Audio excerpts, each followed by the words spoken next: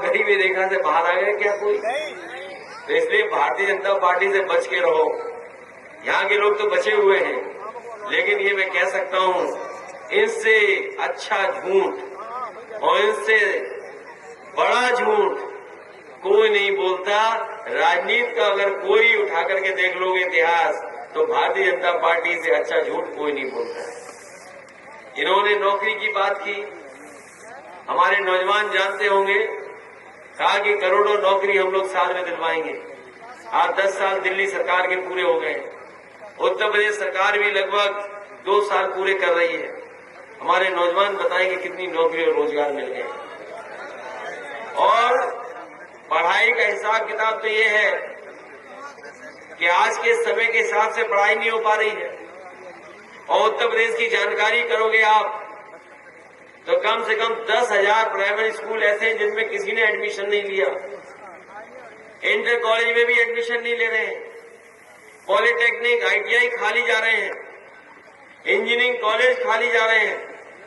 और medical college की तो इतनी फीस बढ़ा दी है कि जहां कोई गरीब का बच्चा अगर एडमिशन पा भी लेगा तो फीस का इंतजाम नहीं कर पाएगा। ये भारतीय जनता पार्टी ने व्यवस्था की है। पहले तो इतनी फीस नहीं लगती थी जितनी फीस आज ले जा रही है। हम अपने नौजवानों को कहना चाहते हैं कि समाजवादी पार्टी वो रास्ता अपनाएगी जो नेताजी ने कहा कि गरीब की पढ़ाई फ्री हो, सस्ती हो, क्योंकि जब तक सस्ती और फ्री नहीं होगी तब तक गरीब अपने बच्चों को पढ़ा नहीं पाएगा। हम समाजवादी लोग इस दिशा में काम करेंगे जिससे गरीबों की पढ़ाई अच्छी हो, सस्ती हो और उन्हें एडमिशन लेने में भी सुविधा देने का काम हो। अभी कंपनियां मुनाफा कमा रही हैं गेहूं से, समाजवादियों की सरकार बनेगी तो अगर गेहूं की खरीद कहीं से होगी तो मंडी से होगी। हम प्राइवेट कंपनियों को सीधा नहीं खरीदने देंगे। अगर हमें रेट भी अच्छा देना पड़ेगा तो मंडी के माध्यम से अपने किसानों को रेट ज्यादा दिला करके उनकी मदद करने का काम करेंगे, क्योंकि जब तक ये सुविधा नहीं होगी तब तक आढ़तियों के माध्यम से प्राइवेट कंपनियां खरीदेंगी और मुनाफा खुद कमाएंगी, हमारे किसानों को नहीं मिल पाएगा। ये जो सरसों है रेट हो सकता है अच्छा मिल रहा हो, लेकिन सोचो सरसों का तेल खरीदते होगे तो क्या हिसाब खरीदते होगे आप। और जो रिफाइंड तेल है वो खरीदना पड़ रहा होगा तो बताओ उसका रेट क्या मिल रहा है आपको।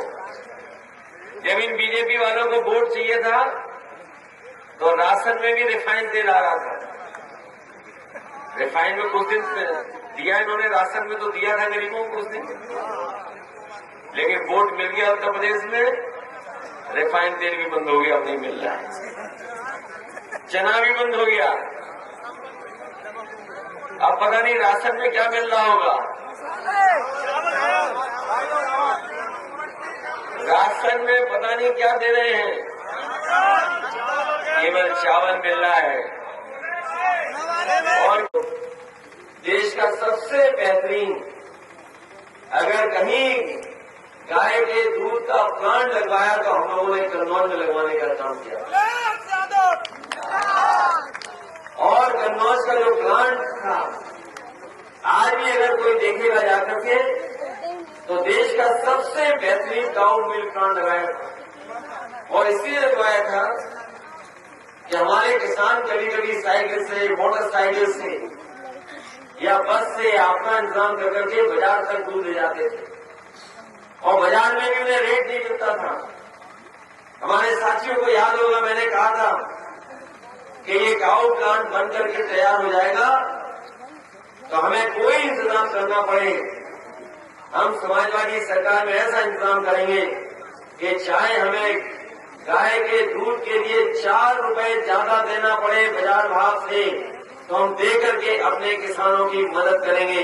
तो हम अपने किसान भाइयों को भरोसा दिलाते हैं, आज नहीं कल जब कभी सरकार बनेगी, चाहे वो फैट कंटेंट कुछ भी हो जो नापते हुआ, लेकिन अगर गाय का शुद्ध दूध होगा तो भैंस के दूध से 4 रुपए ज्यादा दे करके अपने किसानों की मदद करने का काम करेंगे।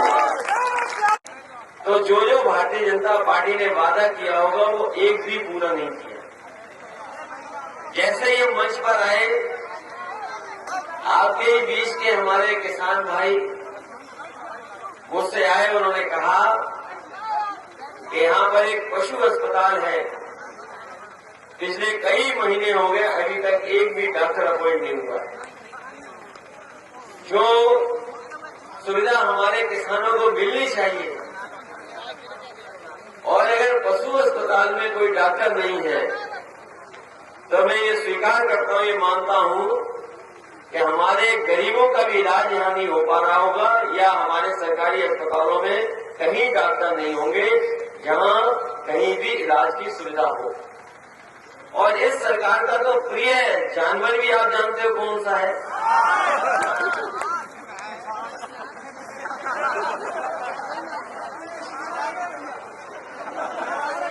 और ऐसा प्रिय जानवर है कि आजकल पूरा ट्रैफिक का इंतजाम देख रहा है सड़क पर। आप किसी तरफ चले जाओ, सड़कों पर पूरा इंतजाम उन्हीं के हाथ में है। वो हालांकि रास्ता तो दिखाते हैं, आपकी स्पीड को कंट्रोल में रखते हैं, लेकिन अगर गलती कर गए कहीं तो सीधे सीधे आप लोग टकरा भी जाओगे।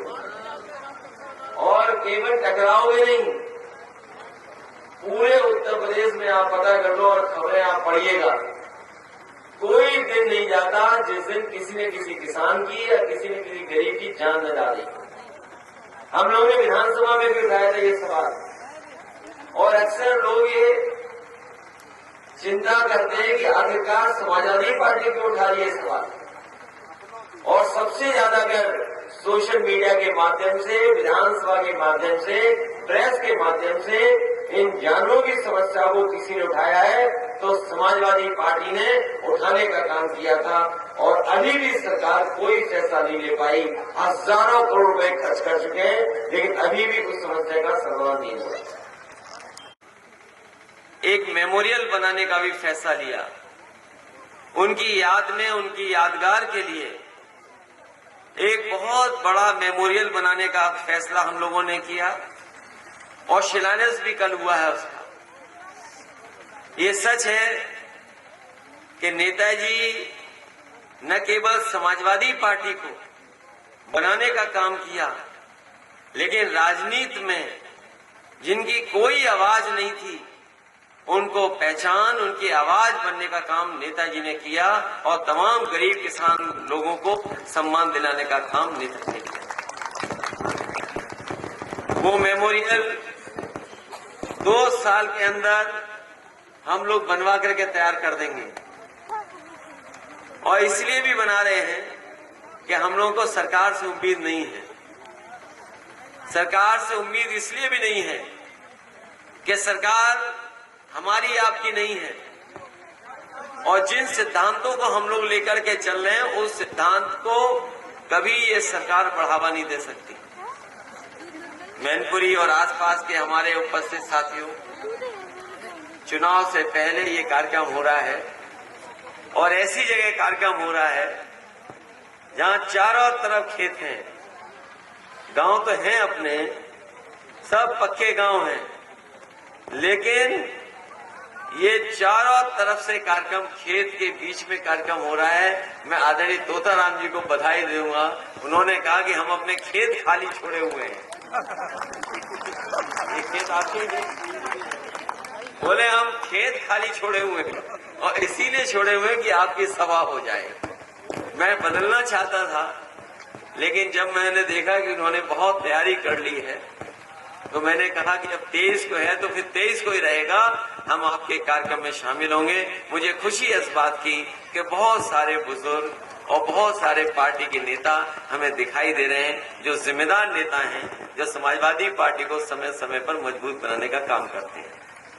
आदरणीय बुजुर्ग, माताएं, बहनें, नौजवान साथी, पत्रकार साथियों, मैं सबसे पहले यहाँ पर उपस्थित हमारे सभी आदरणीय बुजुर्ग, माताएं, बहनें और आसपास के हमारे सभी किसान भाई, नौजवान साथियों का मैं बहुत बहुत धन्यवाद और आभार प्रकट करना चाहता हूँ। ये कार्यक्रम